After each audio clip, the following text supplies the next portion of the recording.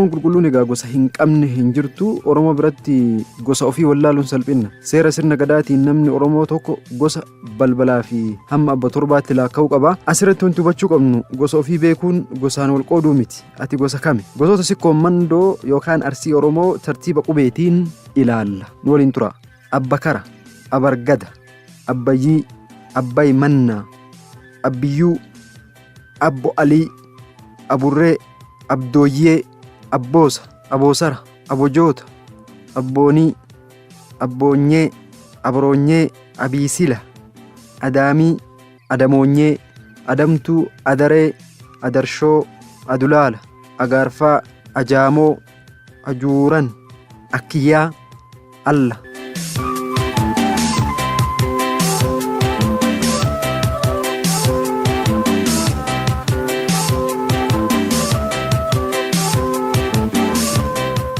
Alii, alkasoo, allujaana, amaalama, amalagu, ambeentuu, amiinyaa, ammoonyee, amuumaa, anasa, angeeddaa, argoommooyyee, ari'a, aroojjii, asallaa yookiin hasallaa, asaltuu, asaalaxxuu, asgala, askala, ashamii, asharafa, asharafaa, ashimira, ashuutee, ataaba, atucha, awaandallaa, awachoochee, awlujaana, aymaroo, ayyuba, baabboo, badagasoo, badagosa, badabaabo, bado'osa, baallee, baallee tamboo, baamuda, badii, balee, ba'ammajjaa, bamannaa, ba'alkasa, barii yookiin baarii, barbachoo, beebbee, beegoo, biddiiqa, biddoorsa, biltuu, biila, bilduu, bilbiloo, birbirsa, biyyaalee, boshoroosa, boqojjii, boorana, bulgaaduma, buraara.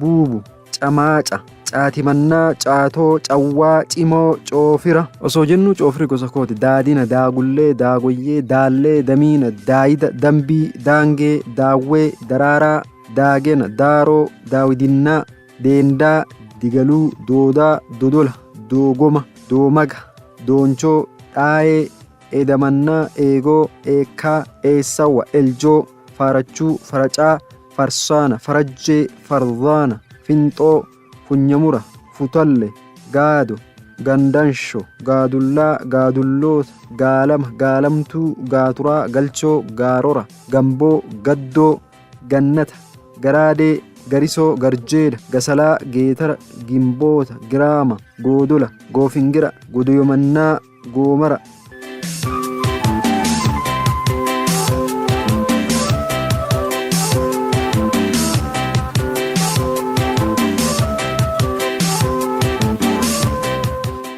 Goonnosa, golaanuura, gootoo, duraadaama, gurra, halbaso, habarnoosa, habaabee, habuuba, habura yookiin abura, dachana, hadaabbaa yookiin hadaabbaa, haadda, hadaagaa, halangoo, halchana, halbana, hamiishada, hambeentuu, hanqoroosa, hanqidiina, hanxo, harbo, harawwa, hasana, hasansaba, hawaxxuu, hawaree, hawiyyaa, haximannaa, heebanoo, heellaa, heeraro, heexamoosa, heexosa, haydara, hinseemana, hobolto, hodhituu, horaansoo, huduga, humxe, huphanoosa, hurfe, hurxuba kanneen jedhaman gosoota Oromoo Arsii keessaa muraasa tartiiba qubeetiin kan amma isinitti himaati ture. Gosoota Oromoo sikkoo mandoo kan Arsii jechuudha.